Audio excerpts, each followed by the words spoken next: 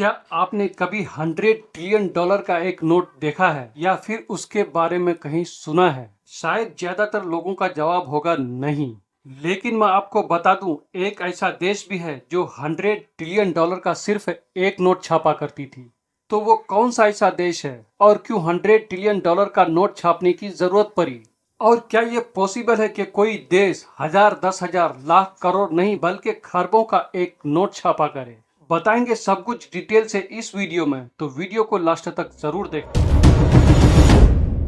तो हेलो दोस्तों, स्वागत है आपका हमारे चैनल रियल टॉक्स पे। आज हम बात करेंगे एक ऐसे देश के बारे में जो अरबों खरबों का सिर्फ एक नोट छापा करती थी।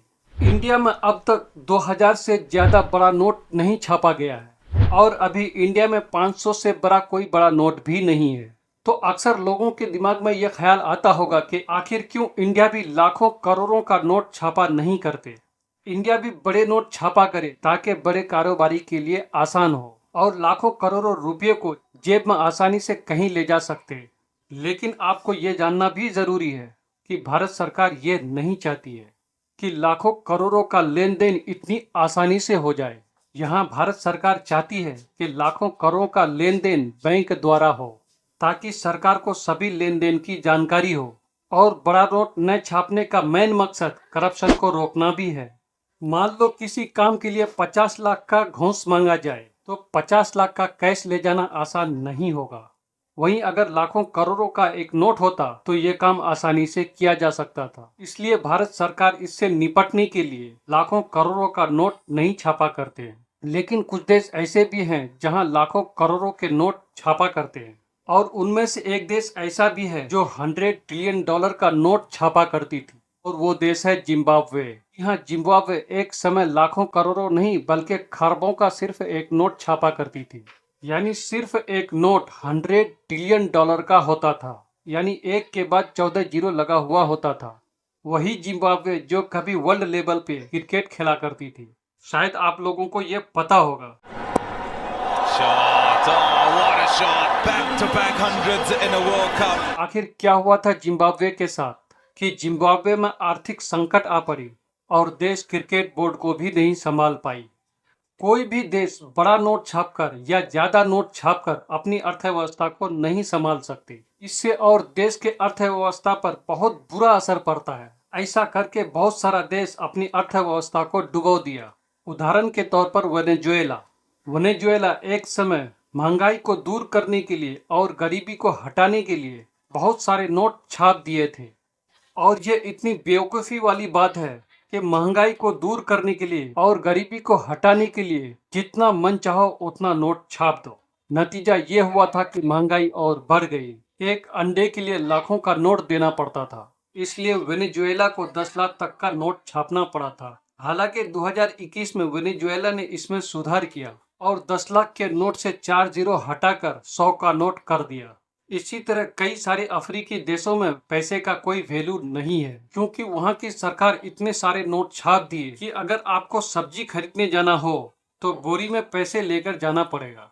कुछ ऐसा ही काम किया था जिम्बाब्वे ने और जिम्बाब्वे ने 100 ट्रिलियन डॉलर का नोट छाप दिया, जबकि पूरी दुनिया की इकोनॉमी ही 110 ट्रिलियन डॉलर है और दुनिया का नंबर 1 अर्थव्यवस्था अमेरिका की जीडीपी भी मात्र 28 ट्रिलियन डॉलर है और हमारे इंडिया का 4.1 ट्रिलियन डॉलर। और वहीं जिम्बाब्वे 100 ट्रिलियन डॉलर का सिर्फ एक नोट छापा करती थी। जिम्बाब्वे ऐसा क्यों किया, क्यों उसको 100 ट्रिलियन डॉलर छापने की जरूरत पड़ी, इसको समझने के लिए जिम्बाब्वे के इतिहास पे जाना पड़ेगा। दरअसल जिम्बाब्वे साल 1980 में ब्रिटिश शासन से आजाद हुआ था।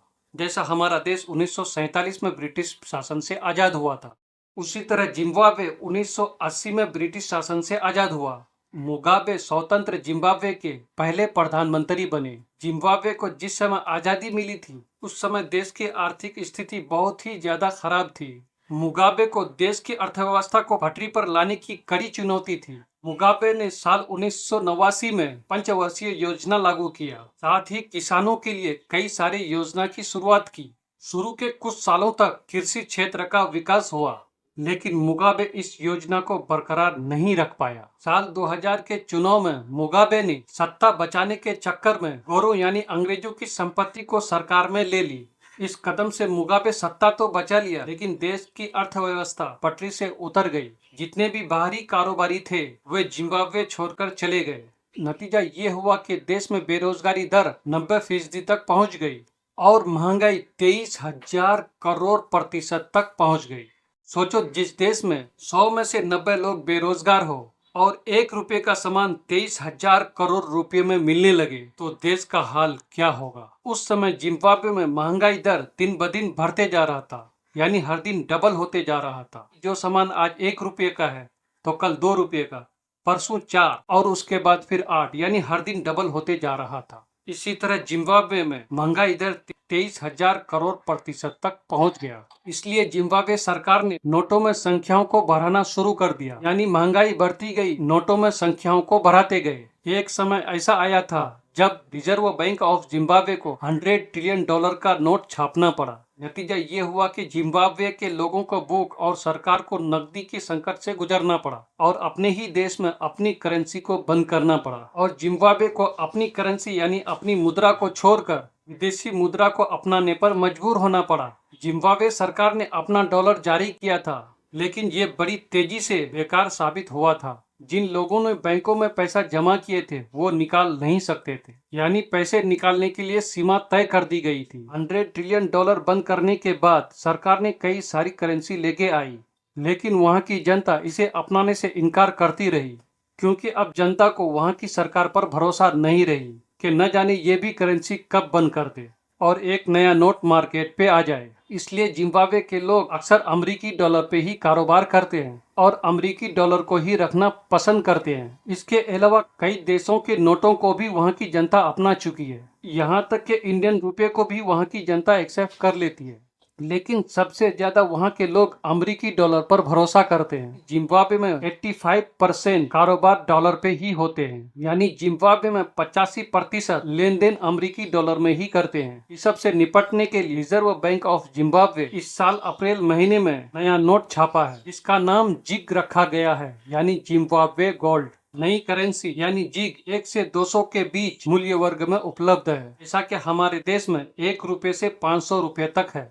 इसी तरह वहाँ 1 जिग से 200 जिग तक है। वैसे ही जिम्बाब्वे ने भी नया नोट जारी किया है और ये नोट दुनिया का सबसे नया नोट है, यानी इस करेंसी का जन्म 2024 में हुआ है। लेकिन इस नोट को भी जिम्बाब्वे की जनता अपनाने से हिचकिचा रही है। हालांकि जिम्बाब्वे की सरकार की तरफ से लोगों को दबाव है कि वो इस करेंसी को अपनाए।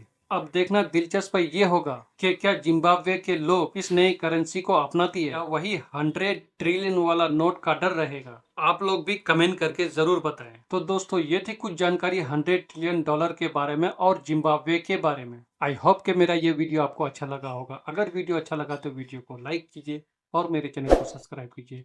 फिर मिलेंगे अगली वीडियो में, तब तक के लिए धन्यवाद।